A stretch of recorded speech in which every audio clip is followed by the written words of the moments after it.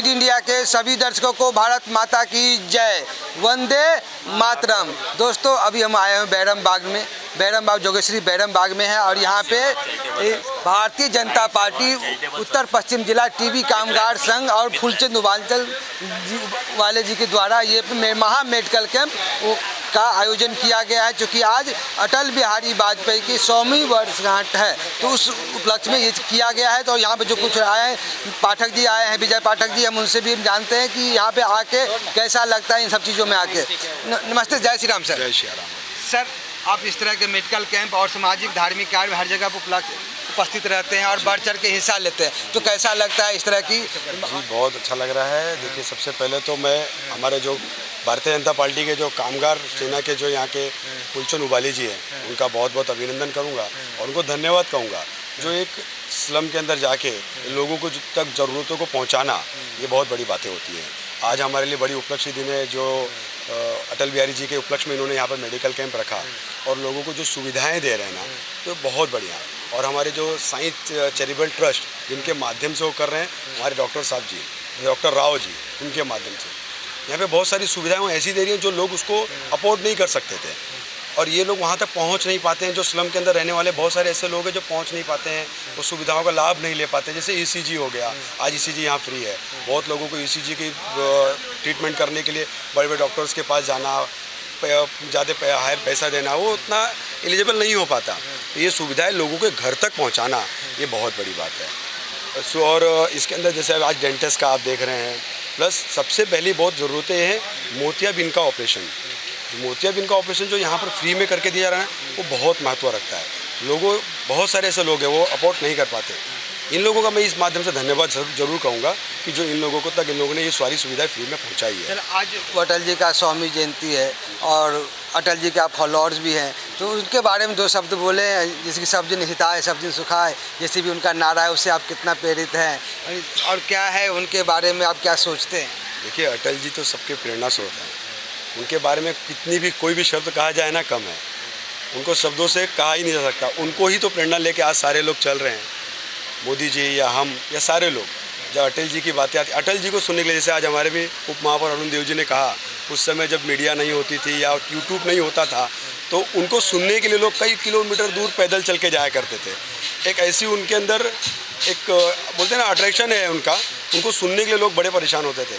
मैं तो उस समय बहुत छोटा था, नहीं करता, लेकिन जानता काफ़ी चीज़ें था उनके बारे में। और उनकी जो है आज जो उन्होंने जो ये हिंदुत्व का जो नारा उस समय लेकर चला था, ऐसा तो नहीं है जो कुछ लोगों ने कहा कि आज जब 2014 के बाद में जब भारतीय जनता पार्टी की गवर्नमेंट आई तो हिंदू मुस्लिम इलेक्शन के टाइम में हिंदू मुस्लिम करते, वो बिना कारण का इन लोगों ने कहा।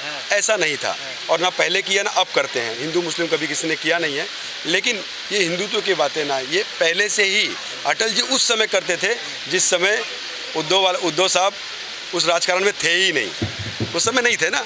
उस समय अटल जी ने कहा था कि हिंदू, ऐसा नहीं था कि अब लोग ज़्यादा जागरूक हो गए हैं, अपने धर्म के समाज के प्रति ज़्यादा एक्टिव हो गए हैं और ये बढ़ चढ़ की बातें कर रहे हैं। पहले बातें करने से लोग डरते भी थे, सामूहिक बातें, तिलक लगाना और ये सब पहले उतना बढ़ चढ़ के नहीं था। मंदिर की, जैसे अभी 1800 मंदिर है जिसको अभी लोग दावा भी कर रहे हैं वो मेरा मंदिर है, मुझे वापस दे दो। यानी पहले इस तरह की बातें सरकार भी हुआ करते थे लेकिन बोलते नहीं थे। कुछ बदलाव आया, परिवर्तन हुआ करके। बदलाव बहुत है और डरता तो कोई किसी से नहीं, किसी भी धर्म का व्यक्ति किसी से ना डरता है ना डरना चाहिए।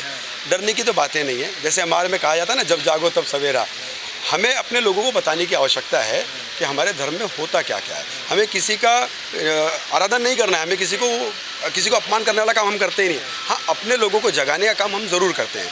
तिलक हमारा सौभाग्य है। तिलक लगाने से हमें पता चलता है कि हमारा धर्म क्या कहता है, हमारी संस्कृति क्या कहती है, हम किस सनातन धर्म से है जो हम करते हैं। ये जागरूक करना 2014 के बाद में, हालांकि सच में 2014 के बाद में लोग जागरूक हुए।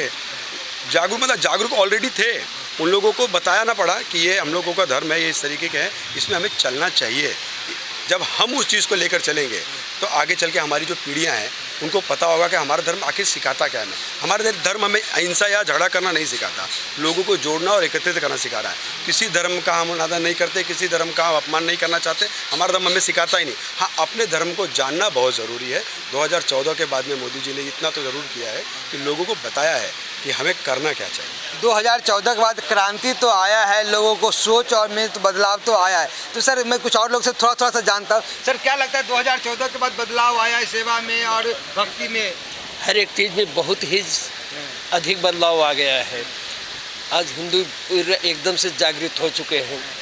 अभी आपने कहा कि तिलक लगाने के कई मायने होते हैं। तिलक किसका लगाया जाना चाहिए, कहाँ कहाँ लगाना चाहिए, क्यों लगाया जाता है? मस्तक पर लगाते हैं जिससे हमारा दिमाग ठंडा रहे, गले पे लगाते हैं जिससे हम मीठी बाणी बोल सकें। किसी को देख रहा आपने कान में अच्छी बातें सुन सके।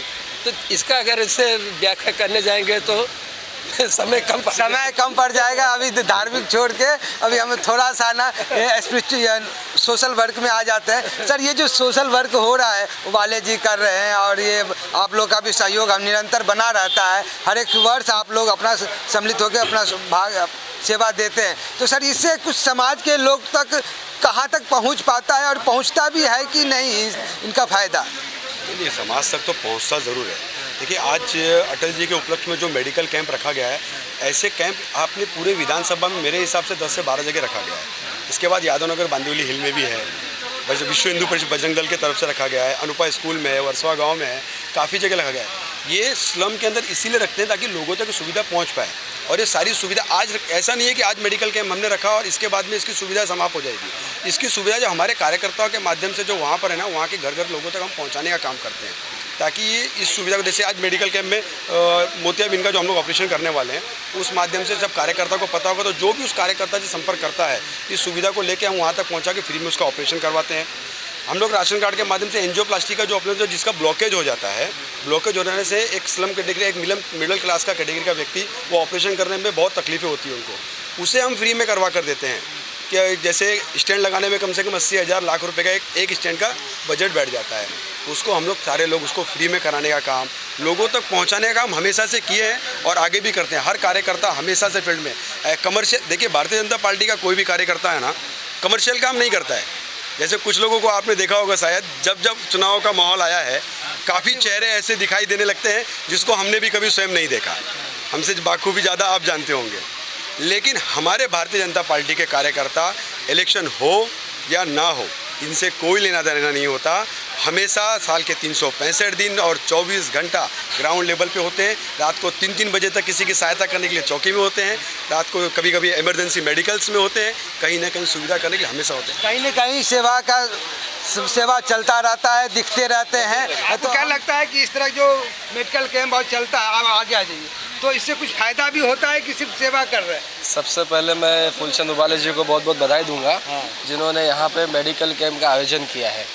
और इस तरह के मेडिकल कैंप जो स्लम एरिया में रखे जाते हैं, इसका 100% लोगों को फ़ायदा मिलता है। जो कुछ ऐसे मरीज यहाँ पे मिल जाते हैं, डिटेक्ट हो जाते हैं, जो मैं कभी दवाखाना जाते नहीं है, मगर उनके अंदर कुछ ना कुछ बीमारी रहती है और वो आस्कत के नाते वो दवाखाने पहुँचते नहीं है। ऐसे लोग ऐसे मेडिकल कैंप में आते हैं और उनके अंदर कोई अगर बीमारी है, ब्लड टेस्ट के द्वारा या ECG के द्वारा वो डिटेक्ट हो जाती है, फिर उसके आगे उपचार भी हमारे NGO या हमारे भारतीय जनता पार्टी के माध्यम से होता है। तो ये एक बहुत बड़ा लाभ इस समय रहता है। ऐसे कैंप होते रहने चाहिए। बहुत अच्छी बात कही।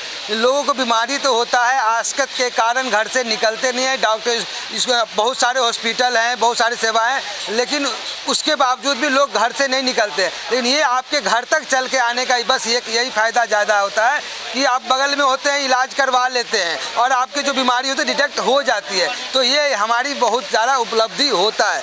धन्यवाद। सर आपको क्या लगता है इन सब चीज़ों से फ़ायदा होता है क्या? सर देखिए, हम लोग स्लम में रहते हैं और स्लम में बहुत फ़ायदा होता है यहाँ पे, क्योंकि स्लम के जो लोग हैं गरीब लोग होते हैं, इनको मेडिकल डॉक्टर पर जाने के लिए या हॉस्पिटल जाने के लिए पैसे नहीं होते हैं।